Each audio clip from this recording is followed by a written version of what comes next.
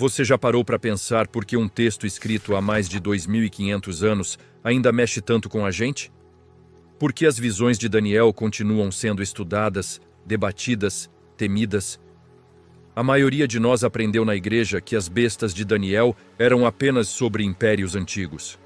Babilônia, Pérsia, Grécia, Roma. Pronto. Fim da história. Arquivado na gaveta da história antiga. Mas e se eu te dissesse que essas visões não eram apenas sobre o passado? E se elas fossem uma espécie de manual de instrução sobre como o poder funciona em qualquer época? Hoje você vai ver essas bestas com outros olhos. Não como monstros de um livro de história, mas como espelhos do nosso próprio tempo. E eu te aviso, pode ser perturbador. Porque quando você entende o padrão, você começa a ver ele em todo lugar. Bem-vindo ao Pergaminho Oculto. Vamos começar do começo. Daniel, capítulo 7. Daniel tem uma visão perturbadora. 4 bestas emergem do mar revolto, e não são bestas comuns. A primeira, um leão com asas de águia. Poderoso, majestoso, mas suas asas são arrancadas e ele é forçado a ficar sobre 2 pés como um humano. Recebe um coração de homem. A segunda, um urso, levantado de um lado, com 3 costelas na boca. Recebe ordem: levanta-te, devora muita carne. A terceira, um leopardo com 4 asas e 4 cabeças. Velocidade multiplicada, poder fragmentado. E a quarta? A quarta é onde a visão fica aterradora. Uma besta sem nome, diferente de todas as outras. Dentes de ferro, pés que esmagam, 10 chifres. E então surge um chifre pequeno que derruba 3 dos outros e tem olhos como de homem e uma boca que fala com arrogância. Durante séculos, a interpretação foi direta. Babilônia, o leão, Média Pérsia, o urso, Grécia, o leopardo e Roma, a quarta besta. Caso fechado. Mas aqui está o problema com essa interpretação. Ela nos deixa confortáveis demais. Ela coloca essas visões numa vitrine de museu, algo para ser admirado de longe, mas que não tem nada a ver com a nossa vida. E se Daniel não estava apenas descrevendo impérios específicos, mas arquétipos, padrões de poder que se repetem através da história? Pensa comigo. Por que Deus mostraria a Daniel apenas eventos que já aconteceram há milênios e que não têm mais relevância? Isso faz sentido para você? Essas bestas não eram apenas sobre Roma ou Grécia. Elas eram sobre como o poder se comporta, como ele cresce, se transforma, devora. E esses padrões, eles nunca pararam. Agora vamos começar a reconectar os pontos, e você vai ver que essas bestas nunca saíram de cena. Elas apenas mudaram de forma. O urso que devora. Vamos começar com o urso. Levantado de um lado, com 3 costelas na boca. Pensa na imagem. Um urso que não está equilibrado, ele está inclinado. Isso não é força balanceada, é força bruta e desequilibrada. E essas 3 costelas? Territórios conquistados, recursos devorados. Agora olha para o mundo de hoje. Vê blocos de poder que agem exatamente assim? Nações que absorvem territórios vizinhos, que expandem sua esfera de influência sem pedir licença? Que usam força bruta mais do que diplomacia? Eu não vou apontar o dedo para nenhum país específico, porque não é sobre isso. É sobre o padrão. É sobre como certos poderes operam pela força e pela intimidação. Não pela águia e pela astúcia do leão, mas pela fome insaciável do urso. E esse urso? Ele nunca para de comer. 3 costelas não são suficientes. Nunca são. O leopardo e as 4 cabeças. Agora o leopardo. 4 asas. 4 cabeças. Velocidade e fragmentação ao mesmo tempo. Isso é fascinante porque parece contraditório, não é? Como algo pode ser ao mesmo tempo veloz e fragmentado? Pensa nas alianças econômicas modernas.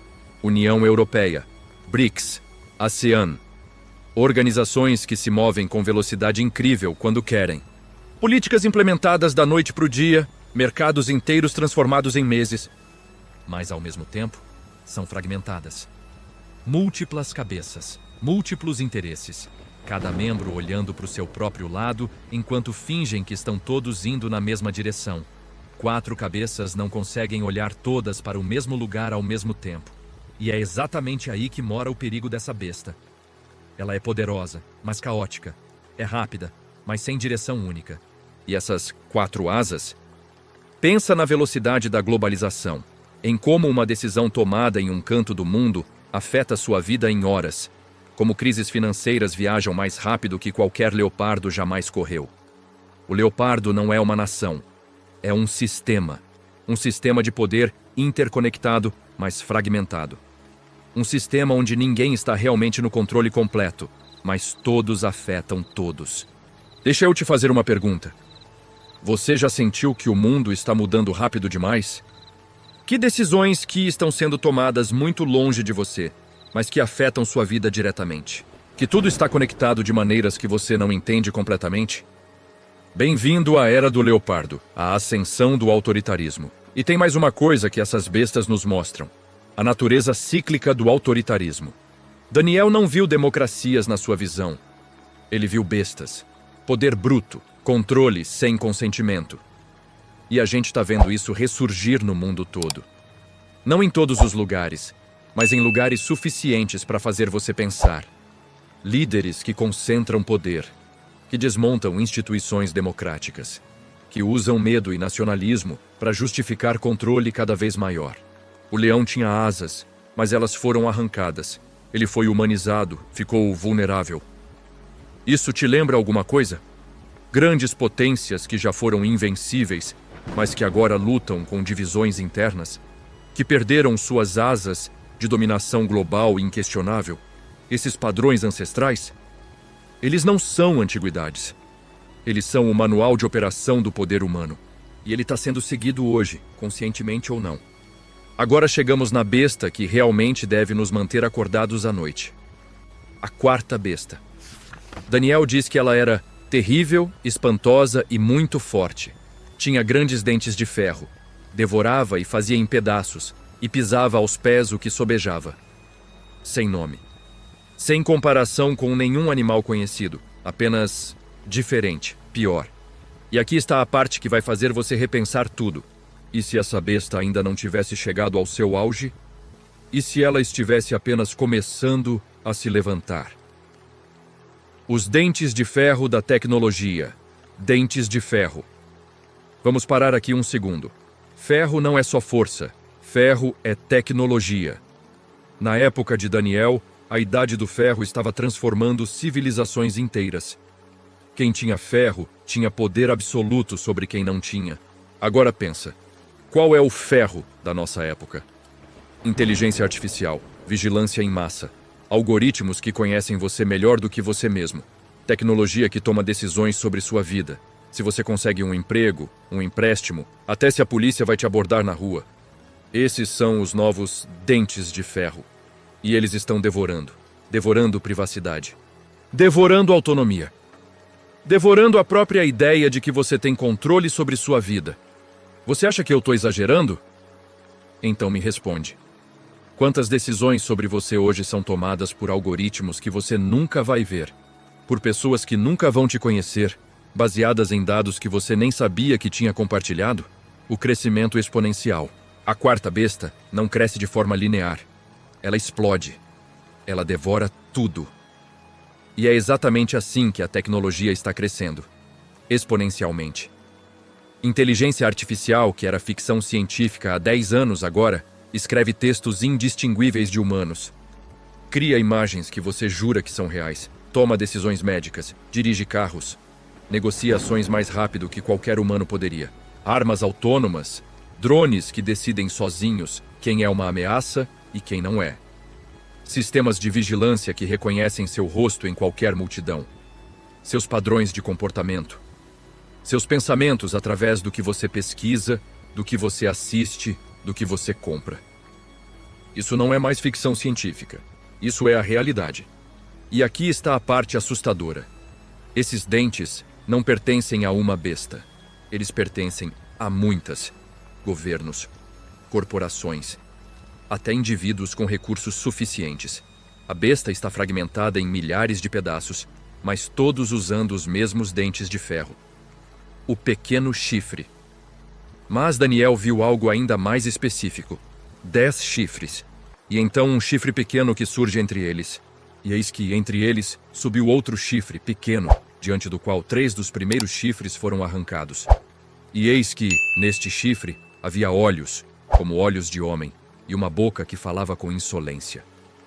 Um chifre com olhos humanos e uma boca arrogante.